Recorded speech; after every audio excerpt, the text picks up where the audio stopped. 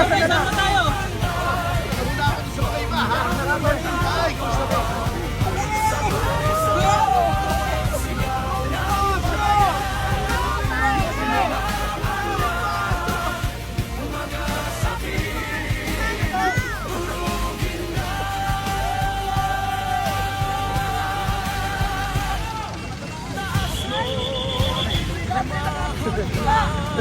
Mabuhay!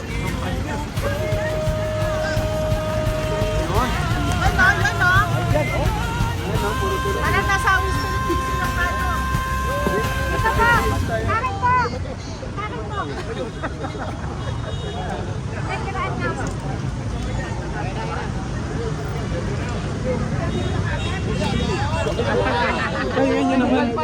Papahingayin nyo mo naman!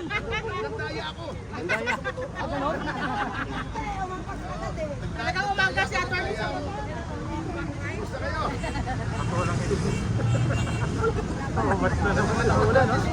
Bas ka na naman.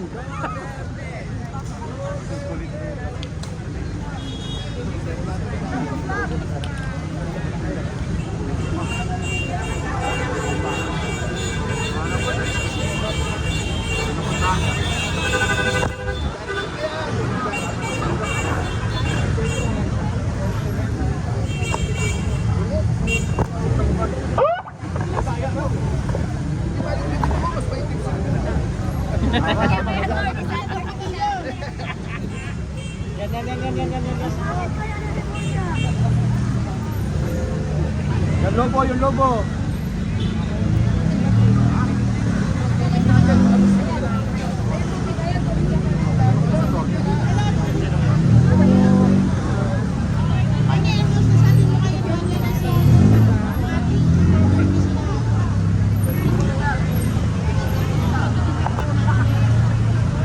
Tayo po ay narito upang magalang na hilingin sa mga maestrado ng ating kataas-taasang hukuman na magdesisyon. Hindi po namin sinasabi sa kanila na magdesisyon na pabor kay Pangulong Duterte. Ang amin lamang po, baka pwede naman po, kasi 1 year na po ngayon, eksakto, tekenenen. Tekenenen, pwede nang desisyonan para magkaroon po ng closure itong issue na ito. Ano po masasabi niyo kay Tatay Digong na nasa ICC po? Maparamdam yung pagmamahal natin ng Alam niyo po, ang ginawa nila kay Pangulong Duterte ay hindi lamang kay Pangulong Duterte ginawa. Ngunit sa lahat ng Pilipino sapagkat ibinenta po nila ang ating soberanya, ibinenta nila ang ating kasarinlan, at ibinenta po nila ang ating dignidad bilang Pilipino na tayo ay nagpapasakop sa mga banyaga.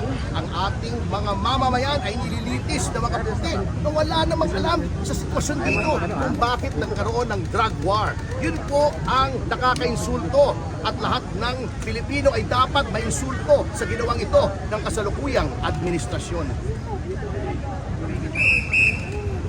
Mamaya pa naman ako rito.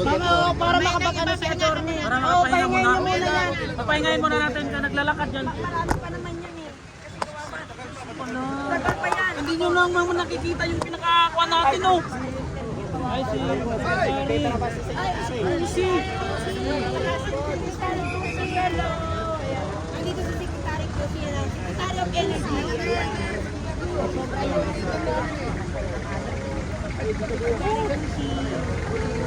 Acting chairman ng PDP, guys. Acting chairman ng PDP. Dating energy secretary si Pusi.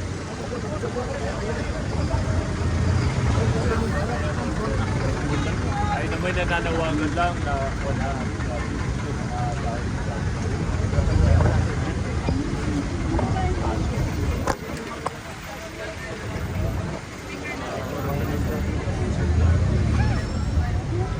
Salamat po, Secretary Pusi.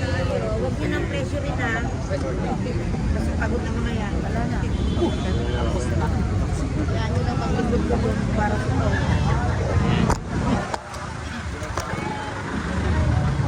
Aray mo.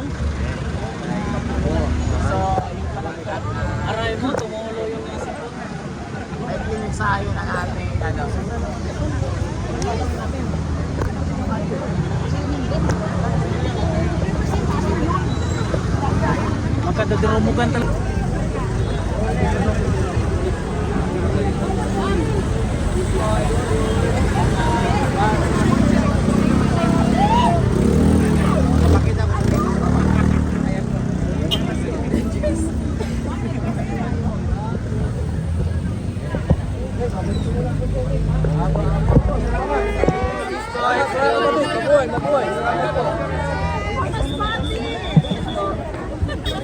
Salamat sa inyo, salamat. Sige po, ingat po sa SO.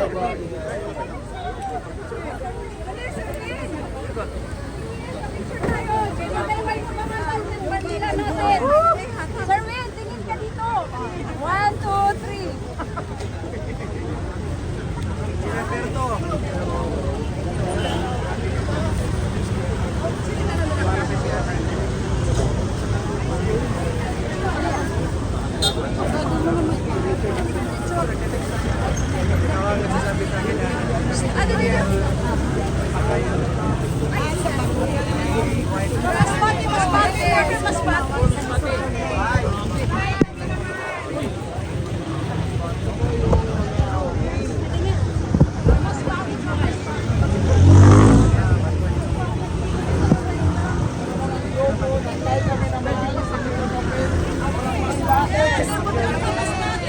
Humihingi kami ng hustisya na may balik si Digong sa Pilipinas.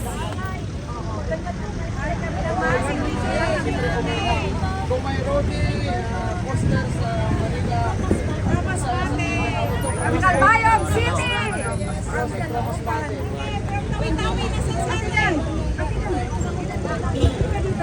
Ay, ano natin, idikit natin. Idikit natin.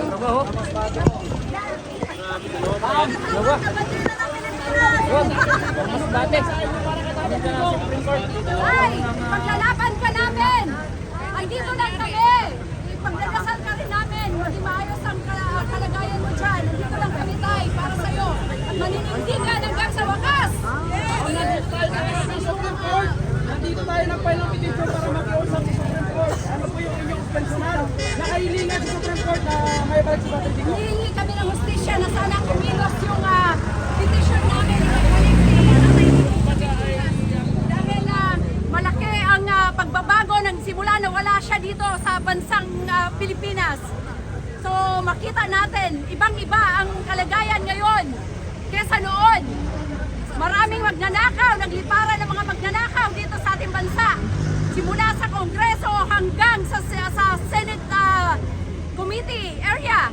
So, kung humingi kami ng hustisya na sana mabigyan ng hustisya ang ating mahal na dating Pangulo, Rodrigo Duterte.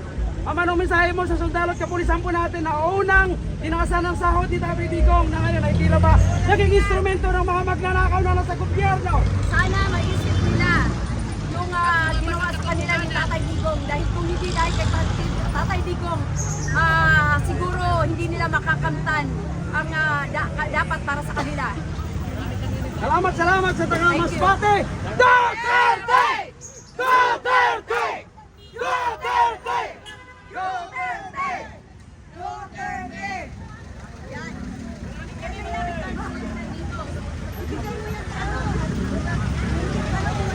Ibigay ni Ma'am Joey yan. Ay, napagbigay ni Ma'am Joey yan. Kasi bigyan sa kanya. Ayun, nandoon siya. Doon sa kabila po. Sige, babalik tayo. Babalik na lang.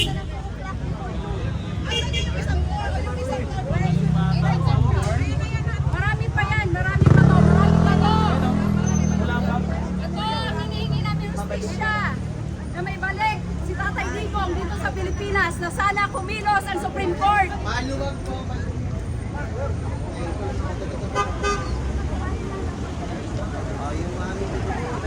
Nasaan na? Nandipag tayo. Mainit na!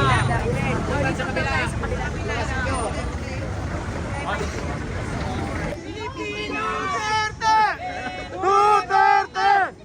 Duterte! Duterte!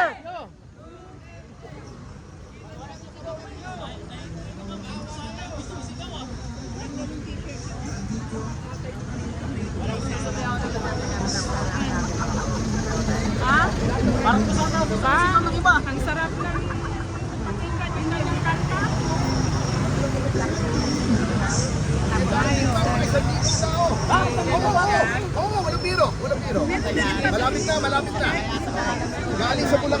Uy! Hintayin natin. Sige po, attorney. Salamat po.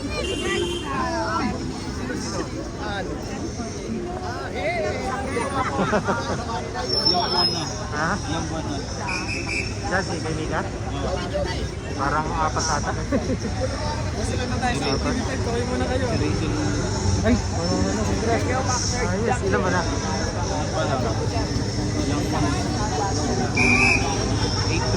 8 weeks? Ah, mga ano pa. Mga 2 months pa lang, no? Maliit pa yun, hindi pa masyadong halata. Ano yun?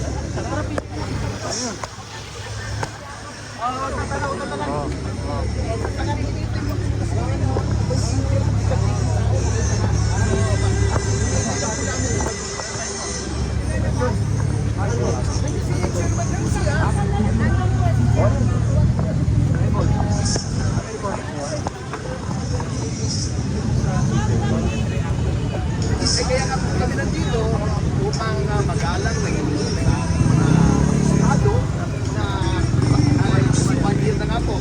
Sabi nyo, tingin din na pwede na desisyonan. One way or the other, wala po kami dinidemand dito na Duterte. Ngunit ang amin na po ay mag-desisyon para hindi na po tayo nasa legal dito at kung ano man ang desisyon ay makabuo na po. Nagkagtaan po natin hinaharap na mga suliranin at pumatong pa doon sa issue ng corruption, yung gera sa Middle East na nagpataas na gusto ng mga presyo ng mga produktong petrolyo. So, dapat hindi maipon, kundi malutas ang problema.